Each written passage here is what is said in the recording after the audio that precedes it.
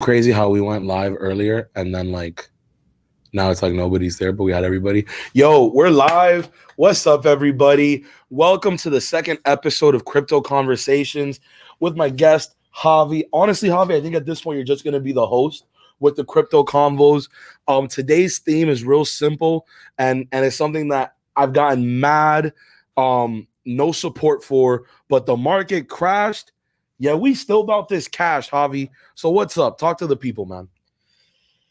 There's been a lot of fear, uncertainty, and doubt in the community that's known as FUD over the past 2 weeks. You've seen a lot of retail investors who jumped into the space trying to make a quick buck, really quickly enter and then just as quickly exit the space because they got scared by the day-to-day volatility of cryptocurrency and Bitcoin. But strong hands persist through, and that's why we're diamond here. Hands. The diamond hands persist. So I don't know if I have diamond hands or not, but my experience so far has been kind of a negative one, low key. I bought Doge right before the SNL hype with Elon Musk, and what I realized was I learned a little bit about, I guess, like the trader psychology of it all, because I found myself buying into the hype. I bought Doge at like 62. The highest it got to was about 71 right after the Elon thing, and then it tanked. Bro, what caused that? Where do you think it's at there, and where do you think Dogecoin is going to go in the months to come? Doge? I personally do think Doge will 100% hit $1. Maybe not this year. I personally think it's going to be this year, but it's going to hit $1. Period. Well, so if you bought at 70 cents, it's an unrealized loss until you sell it. Once you sell it, that's where you took the loss. Right. And why do you think people get uncomfortable in holding or hodling or in? What do you mean? Uncomfortable? Like for example, like obviously you don't lose that money until you sell, but why do you feel that people sell in these situations and then lose money? Like why do they allow it? Or how does this phenomenon usually occur? People buy more than they can afford to buy, and then they get wrecked, and they blame the space when it was really their own fault for buying more than they should have bought. And that's really based off a lack of uneducation. They just didn't know. They kind of bought impulsivity. It's uneducation or a lack of education in the space, because you see that veterans in the space don't just FOMO into Sheena Ibu at the top of the market. Right. And that's the thing I was talking to you about, that I had a lot of friends, shout out Chris, that he bought Shibu. I mean, he had a positive experience. And that's why I think in this whole crypto space, it's important to surround yourselves with like-minded individuals that you can get signals, communicate with. That's kind of like the purpose of this what we're trying to do, right? So talk to us about Shibu and why it's kind of like Doge, but then like this whole meme culture funding cryptos. Like, what's up with that? Yeah, I guess at a meta level, memes are just the strongest ideas and the ideas that are able to survive the longest. So Doge is a strong meme because it's been able to survive so many cycles and this long. Shiba Inu is just newer than Doge, so we can't really say whether or not it's a good meme because it's only been a couple months since it was created. So, I mean, the king meme in crypto is Doge. Shiba Inu, I do not recommend anyone go out and buy these coins unless you have money that you're willing to just burn in a fire, and if it grows something, then but I do not recommend you go into these. The safest asset will always be Bitcoin. And why is that? And I know it's because of it's like the center of gravity, but could you touch upon as to why you prefer Bitcoin overall anything? Well, it's just more stable. So in the long term, over the long term, and the debate is being infiltrated by people saying that Ethereum is just as good a store of value as Bitcoin. But why do you disagree? I don't know if I disagree yet. It's too new. Ethereum is newer than Bitcoin. Bitcoin is now building a smart contract platform to be able to compete with Ethereum. So it's hard to say which will be the winner. I think as a store of value, Bitcoin wins hands down, at least as of right now. Maybe in the long term, after all these updates that Ethereum is going through this year, it could compete somewhat better. We'll see next bull cycle. So here's something I want to kind of understand. What caused the market to like for lack of a better term, shit itself because it just like tanked. What do you think were the key factors in that? Market tanking? Yeah. It was a mix of a lot of people jumping into the space and again not being educated and just FOMOing into a bunch of coins and then pulling out once the people that had started the coins rug pulled on them. Right. So then entering the top and exiting the bottom like retail investors do. That was one. Of course, there was a bunch of I think the hype, especially in the Doge thing, like I literally was on Robinhood looking at Doge just down. Yes. And that's where I had that experience with investor psychology because as somebody, I guess I overvalued the occurrence that LSNL skip potentially could have had, like everybody else. Everybody thought it was going to do it, so everybody buys. So then when it doesn't happen, people get hesitant and they all sell, causing the price to completely go down because I know that you said that whales sold off at that point. Yes. What's a whale? A whale is just an individual who owns an organization that owns a wallet that contains a large number of a specific coin or a bunch of different coins. So Elon's a whale. Well, Elon hasn't confirmed. We don't know which wallet he has. We actually don't know how much Doge he has. We can speculate. One of the biggest wallets, we've speculated that it does belong to him, but no one can be sure until he says that it is the case. So right now, what would you suggest for those who currently have holdings in Bitcoin, Doge, Ethereum, and these other coins? What would you advise them to do? Yeah, I mean, if you're because obviously we're not selling. Obviously we're not selling. No. If you're already holding Bitcoin, Ethereum, and a number of other coins, I would look into DeFi and the decentralized financial world and see if you could store your coins in a place that can generate you yield. Like a savings account generates you interest. There are places out in the blockchain that can give you these, if not literally the worst yield I've seen is like 10 times better than the best bank gives you. Yes. Right. So let's kind of talk about this whole yield situation for a second, because you put me on and I'm getting it now. So it's simple. You guys know how when you put money in your bank account in a savings and the bank gives you like a penny a month for having these $10,000 in there? It's the same concept, but instead we're staking our cryptocurrencies in these decentralized platforms in which the platform rewards us on a percentage basis annually because we're staking it, correct? Well, it's not it gives you an annual number, but really it's paid out to you every 5 minutes, not even every 5 minutes, like instantly. The moment you generate a yield, it's put in your wallet and you can see the yield and spend it or send it. Right. And that's the lifetime awards. But here's my question. What would be the benefits or disadvantages to doing this yield mechanism of savings account with a centralized platforms like the Geminis, Coinbase, because they offer that stuff too, crypto.com, versus actually going and doing it how you do it, where you actually have the actual digital wallet, IP address, code type of situation. Like, obviously there's a barrier to entry. Like, I still don't know how to even tap into that. So that's how you know we're early. This is my point. Okay. It takes you an extra step.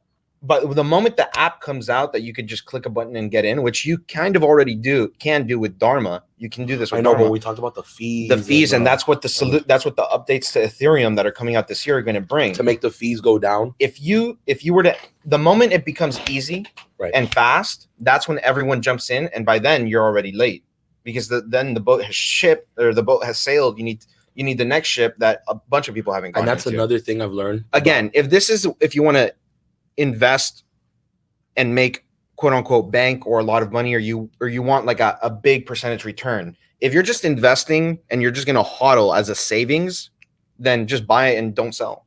Right. And at that point, do you think it'd be better to go and look into a stable coin as opposed to these APY yielding coins to hodl? Yeah, in terms of like DAI, no. You don't think that's the way to go? No, because DAI and these stable coins are just tied to the dollar. I mean, if you want zero risk, like absolute zero risk, buy a stable coin because it's literally that's what I'm saying. Like, let's talk about the spectrum in terms of these different mechanisms and which one would essentially be preferable for what player. So I'm the guy that I just want to make a little bit of money with my money, but I just don't even want to look at it. Is that where these stable coins like DAI You know what I mean? Is No, that no, where? no. Stable coins are for people who are tired of the banking industry, have some knowledge about crypto, and they just want to keep a majority of their assets in a digital manner. So they can keep, let's say if their life savings is 25K, they can keep those 25K as DAI in Coinbase. While gaining interest DAI or on the USDC or the stable coins. Of course. That's what stable coins are for. Of course. Yielding is for that player, the player that just is holding 5 Ethereum anyway, and he just wants to put them somewhere. So you go to Aave, you lend your Ethereum, and you're gaining on any given day 8% a year. Which, by the way, I took your advice and I have an entire Aave. But what's crazy is, had I waited a little longer, I could have had Aave for $100 cheaper. Wow. And then I got it cheap. Yeah, you got it cheap. I got it at $425 and that was at that point. That's $1,000 coin, in my opinion. And I'm not a financial advisor, but it does seem like that is one of the first. That's like a blue chip to medium popularity coin, Aave, at least in this space, because it's one of the first places you go once you leave Coinbase and you get into MetaMask and you're in outer space. One of the first places you go is Aave, Uniswap, Sushi, Chainlink, and all these things. Yeah. Yes. So one of the things that I've been, I guess, learning is that not all coins, not all types of cryptocurrencies, you know, as they don't serve the same purpose, they're not valued the same. So could you talk to us a little bit about how these cryptocurrencies grow in value, and why it's more about what they do and not who they are, per se? Everyone who is really interested in the space needs to spend a month just watching and consuming YouTube videos about every single coin. You see a coin on the top 25 on CoinMarketCap, or like top 25 movers or whatever. Yeah, you see a coin you like, type that name into YouTube and watch a couple of videos about what it does. The way these coins are valued is they serve different use cases. Sushi, which is the governance token for Sushi Swap, that is a token that's rewarded to users in the form of yield. So the only way that you can get Sushi is by staking. Is by staking Ethereum, Bitcoin, some collateral to generate the yield, onto the and blockchain. They pay you in Sushi. Then you could turn around and either restake that Sushi and get Sushi X, which is, we're just gonna skip over this because it could get a little complicated. Again, you need to go and watch videos on these subjects. But Sushi does that. Aave is a governance token for the Aave platform, which is a borrowing and lending platform where you can go in, put $1,000 of collateral and take out a $500 loan, right? Or permissionless. That's the thing that you have to understand about this. Like, I'm saying it so nonchalantly, but you can literally go in and get a loan without permission from your state government for a driver's license. You don't even need credit. You don't need credit. You don't need a bank account. Collateral. You just need crypto collateral. Collateral that you could put down exactly on Aave or and that's really kind of what I've been enjoying about this crypto stuff, is just how diverse you could essentially plan a business, your life, or whatever have you, because it gives you so many options that are readily available to people who don't have access to six figures right away. No, it's not even or that. An educational gap. You know what I mean? Look. Maybe here in the US, we don't really see how crazy this is because we have access to all these things. We could go to Wells Fargo and take or out have a loan, an alternative to it. Or go to SunTrust or any of these local credit unions and take out a loan or get a line of credit or do something or financially. What about Haiti? What about the middle of Africa where there is no bank, there's no financial institution? All you need to participate in blockchain is a phone and an internet access and an internet connection. Literally, that's how this scales really quickly.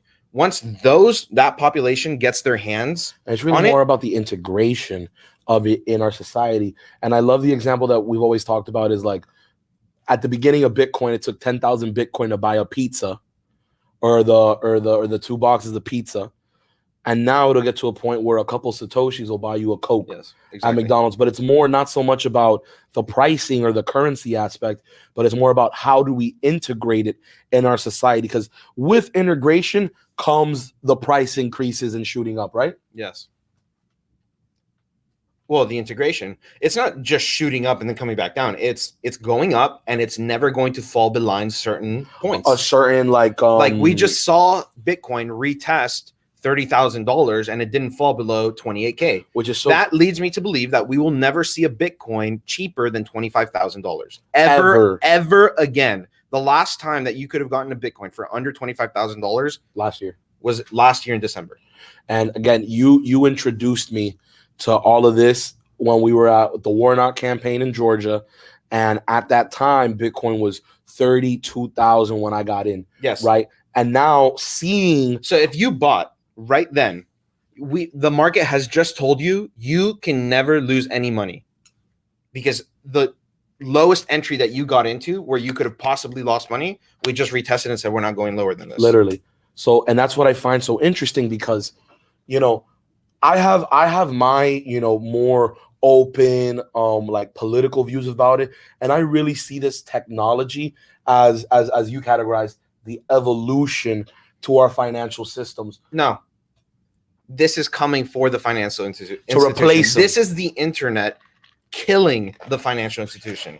This is the internet killing Wells Fargo, SunTrust, HSBC, Goldman Sachs. This is crypto or the internet killing that. The same way they killed Toys R Us, Blockbuster, Netflix killed Blockbuster, Amazon. This is the internet Amazon killing Sears. the financial institution, and that's why they're so scared. Now they don't have a choice. Now banks are looking into. No, well, Goldman Sachs just introduced Bitcoin as a new asset class, meaning that only for its higher, only for the top 1%, like only its highest value holders or whatever, stakeholders. Yeah, probably. I don't know. Whatever the fun is. That's what crypto fights against. You don't need to be part of some elite club to play the game. Right. All you need is a phone and internet access, and you can start playing the game. And you can start playing the game. And what a game is it, right? Where you are equal to even the highest of leveled players. And that's, again, one of the things that I just really like in the educational value of Bitcoin, because you could truthfully, if you're making minimum wage and you're in a position where you can at least divert some of that money into Bitcoin, you will grow that wealth. Because I always say it like, dude, had I put my stimmy, when I got my stimmy. But you did it this time. No. I got my stimmy, and what I wish I would have done is, instead of go half and half on Bitcoin Ethereum, I would have just done the entire Ethereum. Because bro, diversification will save you in the long run. I agree. I just think at the point, and here's another thing. I'm starting to learn what type of investor I am. For sure. Yeah. And exactly. and you know, from our conversations and what I've learned, I'm in the headspace of I'm gonna hodl. But when I started putting a lot of money into Doge, I'm like, damn, son. And what did I tell you that day? I know, and I got burned. That's what I be careful. I literally told him. Yeah. And I got burned. And there's no denying that I got burned. I haven't lost anything yet, but Doge hasn't hit past 70 since that day. It will, and I'm confident it will. Yes. What I'm saying is, I'm in that like uncomfortability where I'm like, damn, son, I just lost money. You learned your lesson. I learned my lesson, which is, don't be too apurado. Like, literally, I was rushed, bro. I remember because I was at the mosque for the COVID check Colorado stuff when I called you. And that was literally hours before Elon would go on, right? And then I was like, bro, and I was greedy, bro. Like I caught myself. No, I told you. Yeah. I caught myself. So it's like this whole learning process. And then the next day you're like, bro, should I go into Shiba Inu? Should I do the Shibu? I was like, absolutely not. No, bro. please Just don't. Hold my Bitcoin right now. So I think you did. Yeah, I'm holding everything now. So here's what I wanna get into now, since we're kind of reaching almost like the end of this, is really like, where do you see the market going the summer? Are we in the what's it called, the crypto summer? Bear market. Oh, well, there's DeFi summer and there's DeFi summer and so a lot of people are speculating that we're about to enter DeFi summer 2.0, which last year I missed out on just because I was busy and I didn't take the time to research the way that I did late December, early January about DeFi in the space, the way I should have done. And had I done that, well, life would probably be really different. I don't even know if I would be here right now, honestly. Right.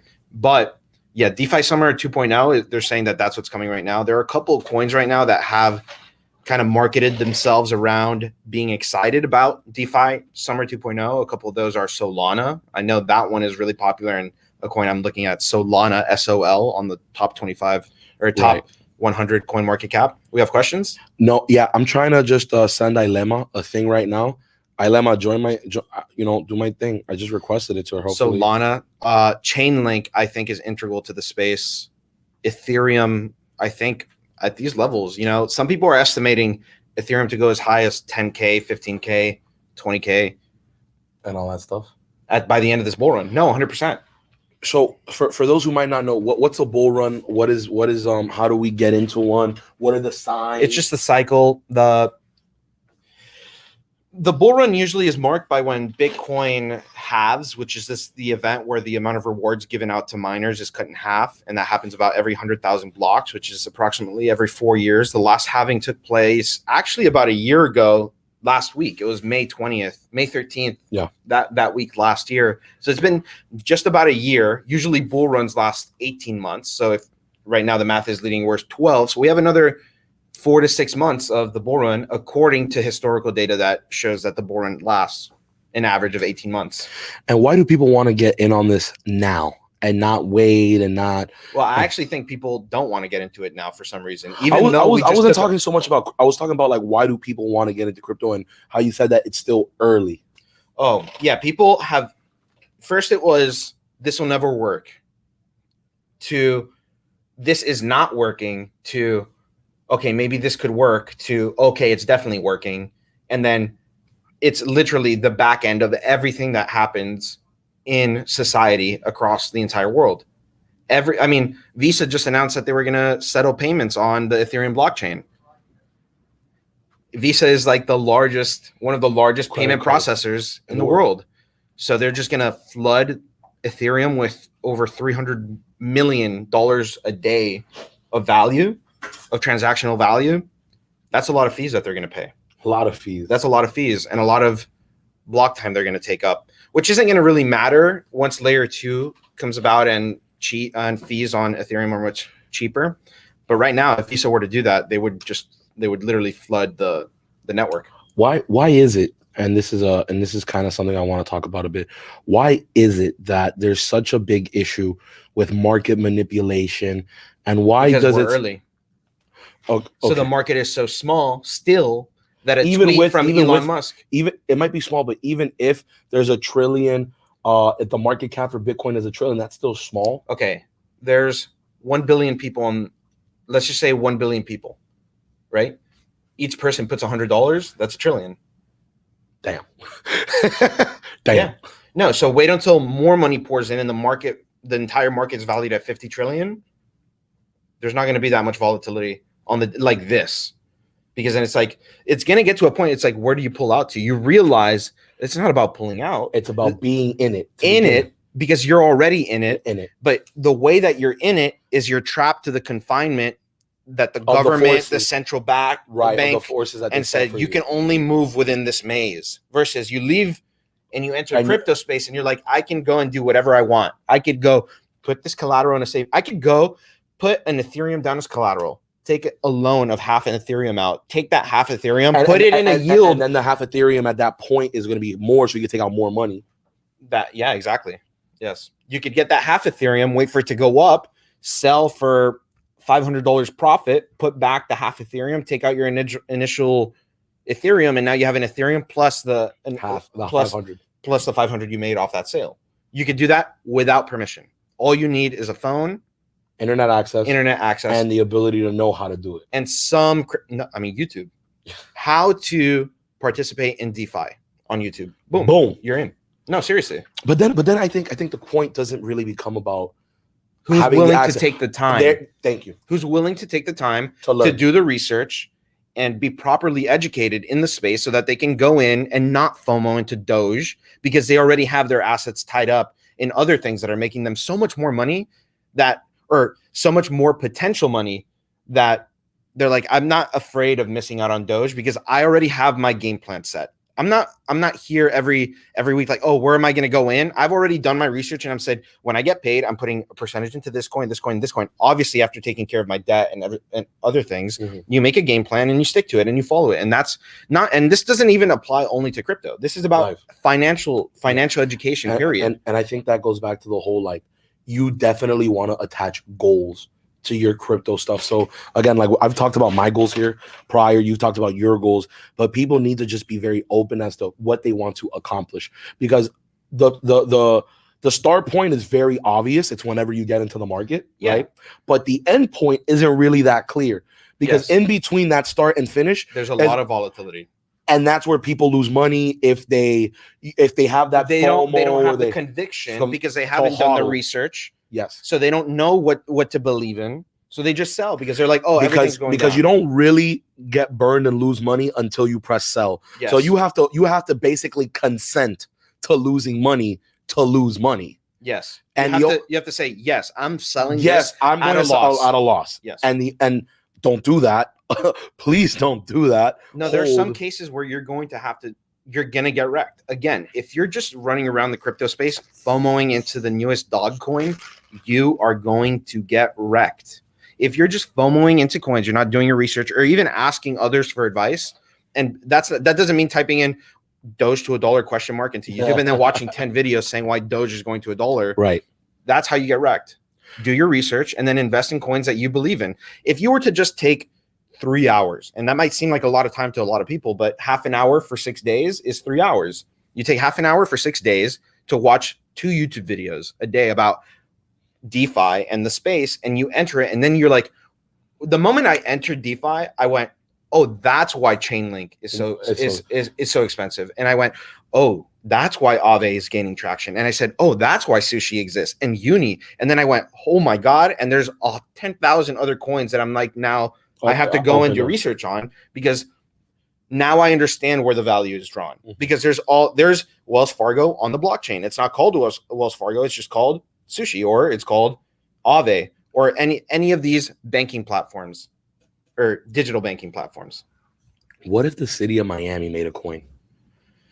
So I think if cities were to get involved into DeFi, I think what it would be like would be they have indexes to track different metrics about the city. So like, let's say they have a metric tied to homelessness, and if homelessness stays below 1.7% annually, no, the commissioners get a bonus.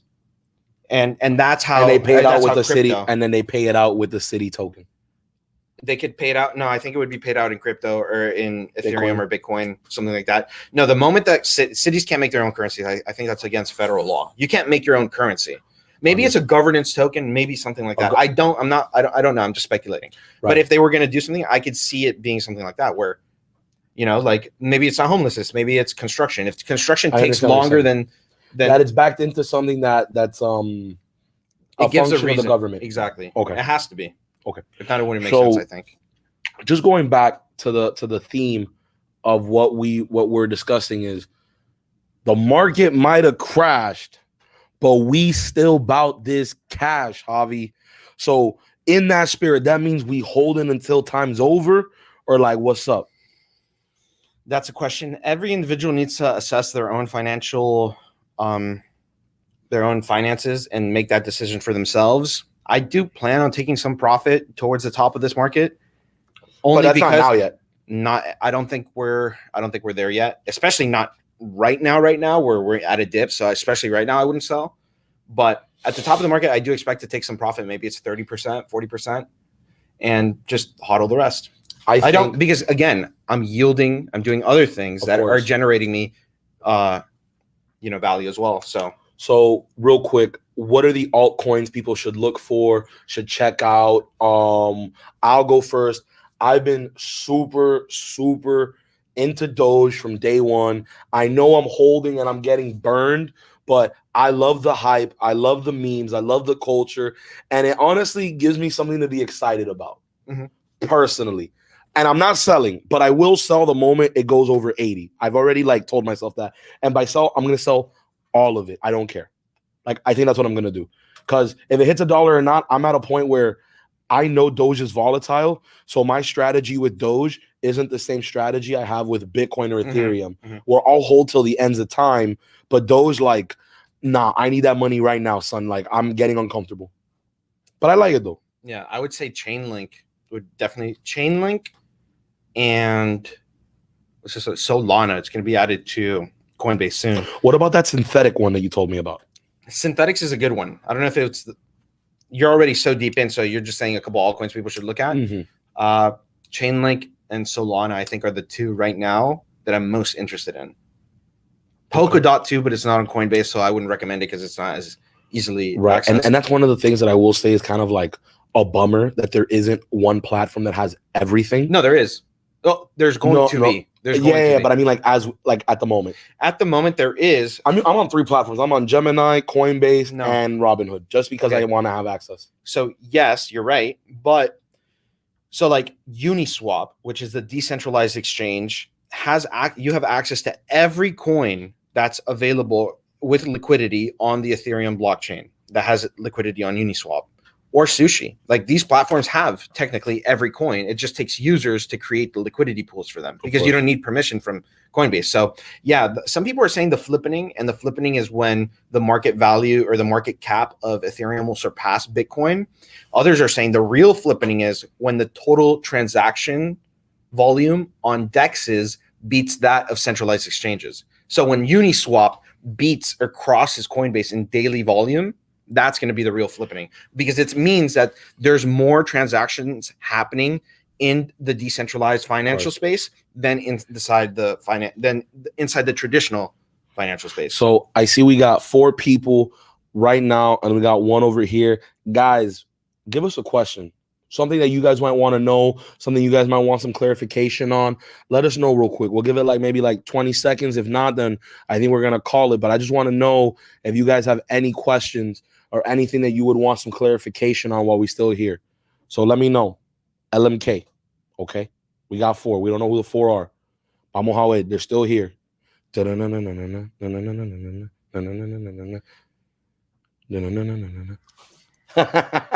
We'll see. Let's see. Come on. Give me something. Come on. I know you're hearing me. Yeah. So I'll give you a question. So okay. Because they obviously don't want to participate. When what would you say is like the biggest surprise you've seen after entering the space? Like what has really surprised you the most? Bro, this ain't even about crypto, and this is a real personal one. I don't want to say the term, but bad bees buy crypto. Like by that I mean I have realized that so many people are actually into crypto that it's scary. And while when I grew up, I viewed this as such a nerdy, this ain't me. Nah, bro. If you got Bitcoin, you're cool. You're in, you know what I'm saying? And I think it was kind of adapting to this new trend and making it my own that has been the most thing about it. I want to invest money now. What could you advise? Well, guys, shout out. That's my mom's. That's my mommy. Hello.